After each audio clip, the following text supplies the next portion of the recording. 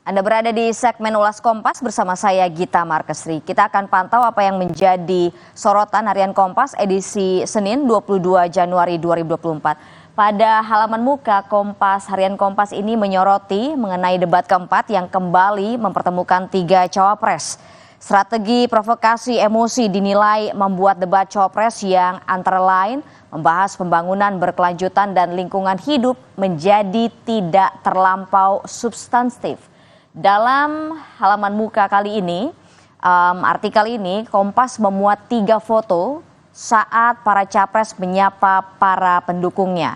Kemudian ada di bagian kanan bawah, ini ada analisis debat. Kompas juga memuat mengenai analisis debat cawapres dengan judul Kelestarian Lingkungan Menjadi Isu Penting. Debat keempat antar calon wakil presiden berlangsung cukup sengit. Setiap kandidat memaparkan visi misi dengan mengedepankan keberlangsungan kelestarian alam sebagai landasan penting dalam rencana program kerjanya. Dan kemudian pada halaman 15 ini adalah lanjutan dari halaman muka tadi. Ada di kiri bawah, saudara.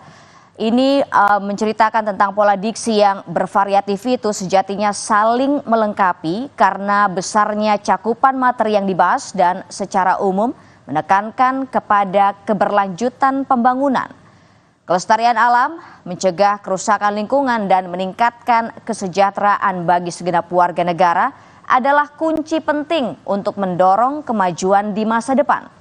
Sejumlah perdebatan oleh para kandidat ternyata minim menarik minat publik untuk beralih pilihan.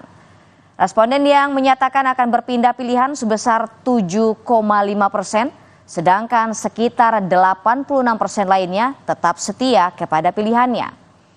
Tiga aspek yang dinilai responden adalah kemampuan menjawab pertanyaan dengan lancar dan jelas, penguasaan masalah, serta penampilan kandidat di atas panggung. Penampilan ini diukur dari pakaian, sikap, dan ekspresi yang ditunjukkan. Ulasan selengkapnya dapat Anda simak di harian Kompas dan juga Kompas ID yang terbit pada hari ini.